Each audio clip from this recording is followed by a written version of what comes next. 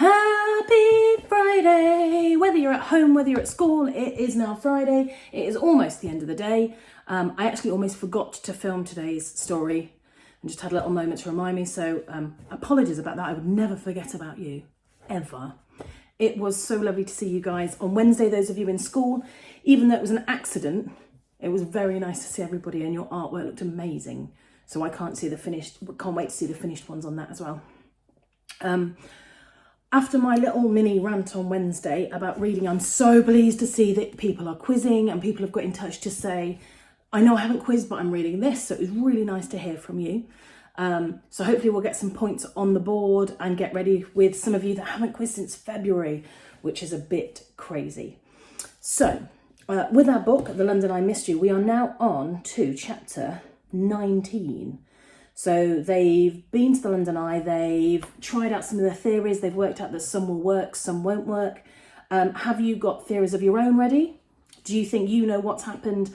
I think I know what's happened, and it's not one of those theories that's been mentioned so far. So maybe I'm actually a great detective and I am wasted as a teacher.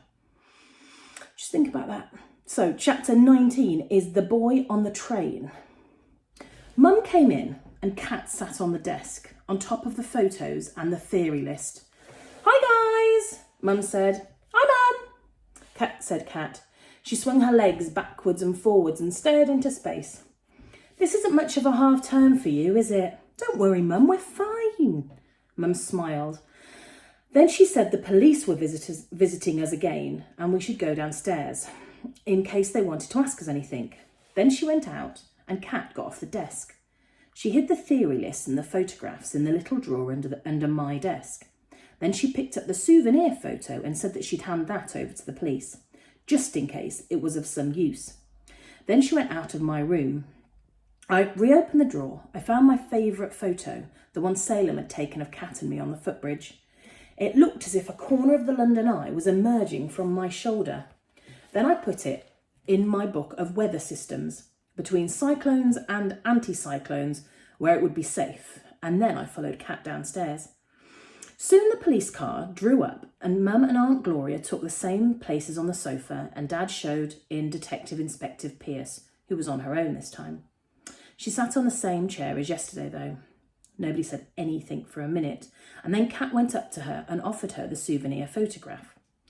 I'm sorry we didn't give it to you sooner, Kat said. I meant to yesterday, but we forgot, didn't we, Ted? I said. Detective Inspector Pierce took the photo and shook her head and smiled.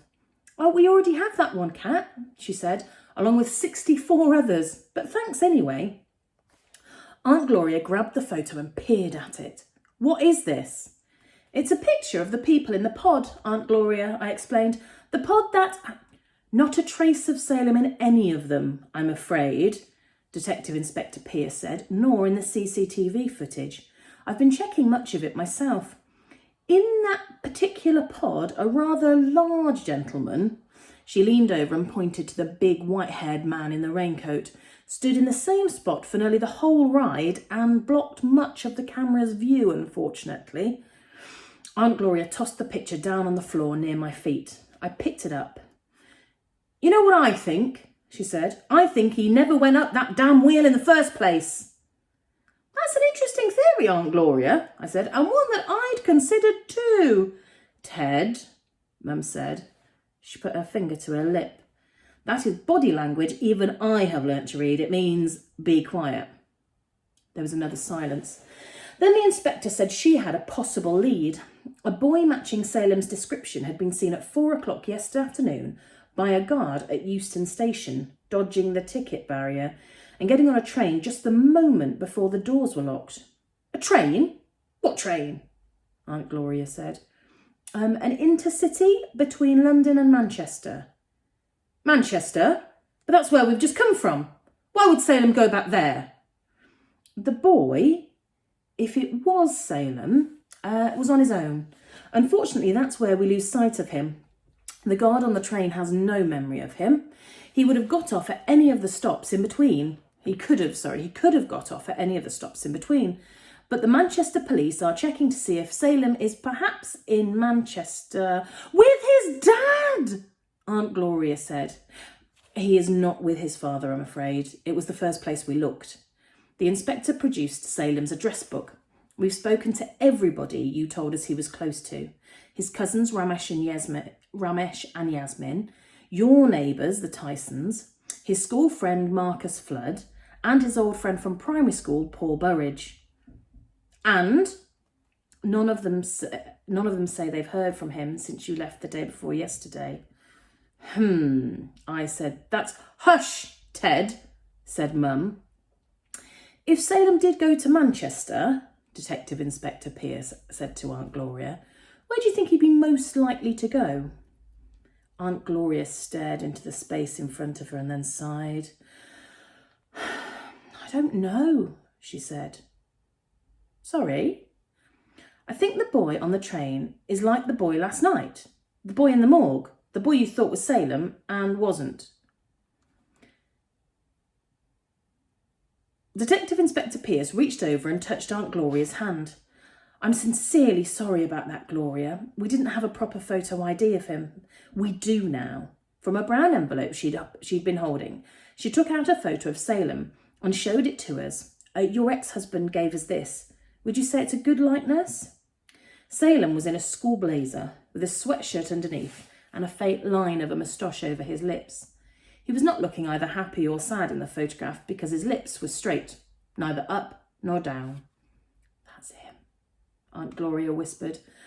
I bought 2 copies so that Salem could give one to his father, to Rashid. I do it every year. I don't know why. I don't even know if Rashid has them framed.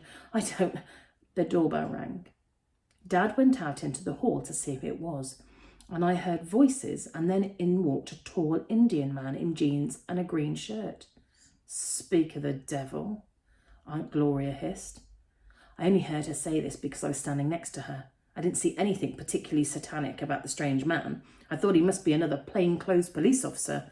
My hand started flapping again. What's this? The man said. Have you found my son? He looked at Aunt Gloria. She looked at him. What are you doing here? I'm looking for my son. What else? Trust you to lose him. Maybe Satan had entered the room after all, because everybody started talking really loudly. I put my hands over my ears and I could still hear them. I counted the people in the room. 7. I tried to guess the ages of those I didn't know. When I arrived at the number of 233 and worked out the average age was 33.3 recurring, everyone was still shouting their heads off and I was no calmer. The difference between laughing your head off and shouting your head off is that with one you are happy and with the other you are angry. I like it much better when people are laughing their heads off. Detective Inspector Pierce got up from the chair. I'd better go, she said, but I'm not sure that anyone listened except for me and Dad, who had not joined in the shouting either. Dad showed her out to the hallway and I followed. You could still hear the raised voices in the living room. Goodbye, Mr. Spark, Detective Inspector Pierce said. I'm very sorry again about last night. I felt Dad's arm on my shoulder tighten. Will you find out who that poor boy was? We're working on it, the inspector said, and as for Salem, when everyone's calmed down, can you ask them if they would agree to us calling in the press? The press? Yeah, if Salem's picture gets into the news, somebody who's seen him might come forward. Dad nodded. I'll definitely ask them. Inspector Pierce, I said. My hand flapped. Salem got a call on his mobile yesterday at approximately 10:50 a.m. He said it was from a friend calling from Manchester to say goodbye. Did he? How interesting. She smiled at me, which meant she and I could be friends. If only some of my officers had half your brains, Ted. Then she nodded and walked down the tiny garden path to where the police car was parked. Dad and I went back to the living room. Rashid was saying that the police had burst into his busy evening surgery last night and that all his patients must have thought he was another Dr. Death, which was the name newspaper editors gave to a very evil doctor who killed dozens of his patients instead of making them better for no reason other than he liked doing it. Aunt Gloria was clinging to a cushion as if she was about to throw it at him and saying that all he ever cared about was what other people thought about him. Mum was standing up and holding Kat by the elbow and ushering us all back into the hallway. She closed the living room door behind her. God almighty. Let's just leave them to it, she said. Let's go get a pizza for pity's sake. So we did. Pitty must have been pleased because we had 4 enormous pizzas at the pizza restaurant nearby. I had a Coca-Cola and Kat had Sprite and Mum had a beer and Dad had a bottle of sparkling water. Dad and I ate all of ours and Mum and Kat swapped their last slice and only left bits of the crust, which meant that everybody had been extremely hungry. Over the meal, we did not talk about Salem.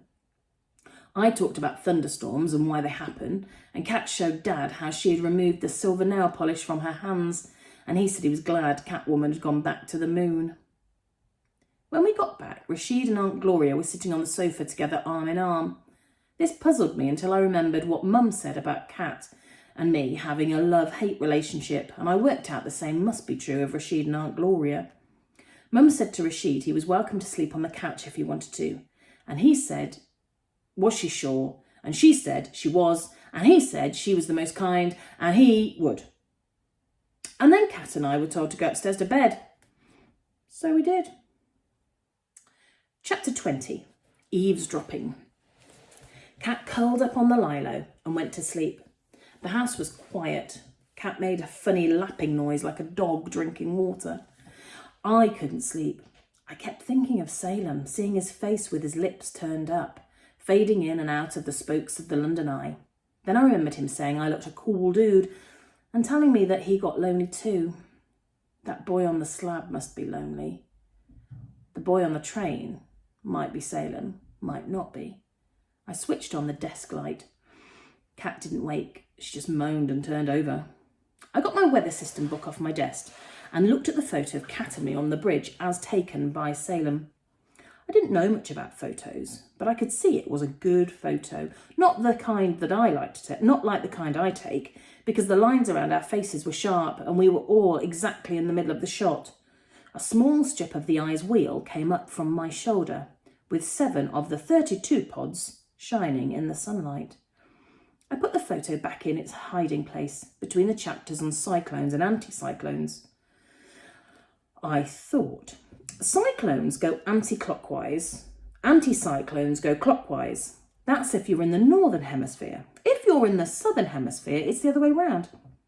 It's like water whirling down a plug hole. In the northern hemisphere, it whooshes anti-clockwise, and in the south, clockwise. And I realised that the same is true of the London Eye. I'd always thought of it as going anti-clockwise.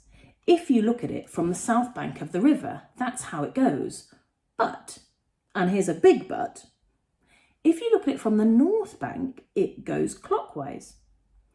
Whirlwinds and wheels, clockwise or anti-clockwise, depending on how you look at it. Nematodes, such as earthworms, male or female, depending on how you look at it. Then there's Dad's favourite saying, a glass, half empty or half full, all depends on how you're looking at it. I scratched my head. Depending on how you look at it, the same object can be or do opposite things at once. I remembered a picture Kat had once shown me of a waterfall. Only the way it was painted, it looked as if it looked as if the water was flowing upwards. Perhaps this was a clue to Salem's disappearance. Perhaps Kat and I were looking at things the wrong way, or the wrong way up. I got excited then, because I'm good at looking at things differently. When I was little, I once drew an egg as 3 rings, the shell, the white and the yolk. It looked like the planet Saturn, and the teacher at school said it was a very unusual way to draw an egg. She said I had drawn it in cross-section, as if I had an X-ray eye, and could see straight through it. I tried to look at Salem, riding in his pod with X-ray eyes, but I could only see figures in the pod, dark shadows, turning to have their souvenir photo taken. So next I picked up the souvenir shot. After Aunt Gloria had tossed it on the floor earlier, and the police had said they didn't want it, I'd taken it back up to my desk. I studied the African women, the big white-haired man, the fat couple and their children, the Japanese tourists. All I could see of the girl in the pink jacket who'd stood near us in the queue was her arm, waving at the camera above the other people. I could not see her boyfriend, nor the tall blonde woman with the grey-haired man who was shorter than her.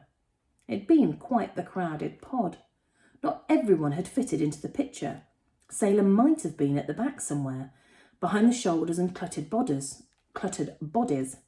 I tried to look in between the torsos with X-ray eyes, but it was grey, murky shadow, tiny dots, nothing more. I pushed it away. I got up and crept downstairs to the kitchen. I knew where Mum kept the salt and vinegar crisps hidden, and I needed some. I took 2 packets out and crept back into the hallway. I paused. The living room door was ajar, and I could hear Aunt Gloria's voice. I decided to listen in case there was a clue. Maybe Aunt Gloria knew something that she didn't realise she knew, but if I heard it, I would be able to see the significance. Mum had told me it was wrong to eavesdrop on people. Eavesdropping is a strange word. Eaves are the part of roofs that project over the walls. The only thing that drops from them is rainwater, and rainwater cannot hear. Cat eavesdrops all the time. She lurks in the hallway when Mum and Dad are talking about serious matters, such as school reports, and if I tell her it is wrong to do this, she hisses at me to get lost. But tonight I decided to eavesdrop myself. I hate waiting, Aunt Gloria was saying. I know you do. It was Rashid. Patients, I knew, they just don't go. We should call in the press, Rashid, just like Inspector Pierce says.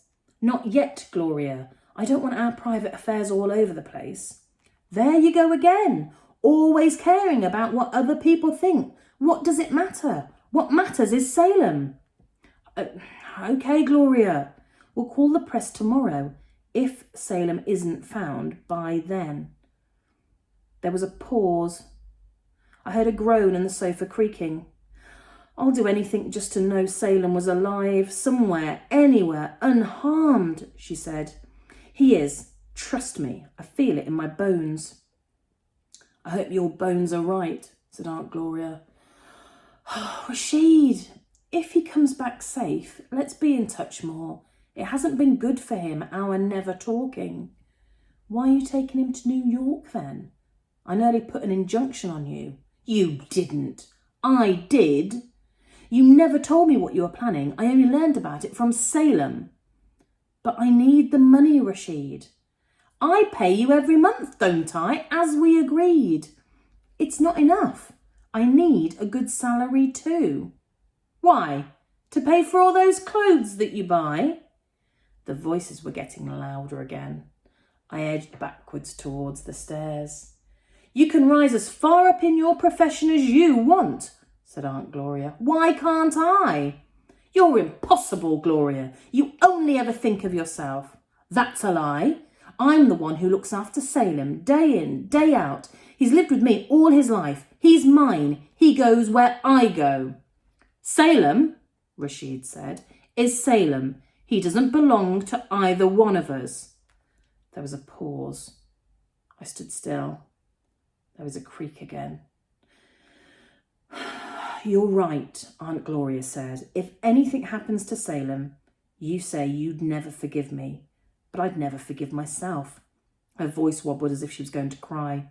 I crept up the first stair. Don't blame yourself, Gloria, Rashid said. Then I heard him groan. Oh. Salem asked me something the last time he visited me. What? He asked if he could come to live with me. I don't believe you. He did. Never. Impossible. I don't know if he meant it, but he did ask. And what did you say? I said that I was too busy every day at the surgery, that he was better off with his mother, that he should go to New York. It was a fine city. I said no. I didn't even sit down and talk to him about it.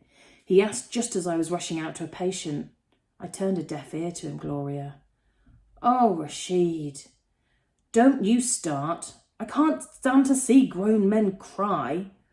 There was rustles and chokes and sighs. And then I guessed what came next. My hair stood on end. They were kissing. From the sound of it, it was the long tongue-like eels kind that Kat told me about a couple of years ago. She said that they do it in the movies when their cheeks move about, that they do it in the school corridors when the teachers aren't looking. that Mum and Dad do it when we're not looking. My mum threatens us with weird punishments sometimes. If I forget to change my school shirt 3 days running, she'll yank it off me, screech at the state of the collar and threaten to hang me on the washing line by my toenails if I forget to change it next time. She's joking, you realise. But if you were to ask me what I would prefer, being hung from a washing line by my toenails or having to be kissed by somebody like Aunt Gloria, I know which I would choose. The washing line. Every time. I fled upstairs as fast as I could. I'd had enough eavesdropping for one night. I'm going to leave you with that lovely image of those two old people having a snog on the sofa. I hope you have a glorious weekend and I will see you next week. Be safe. Take care.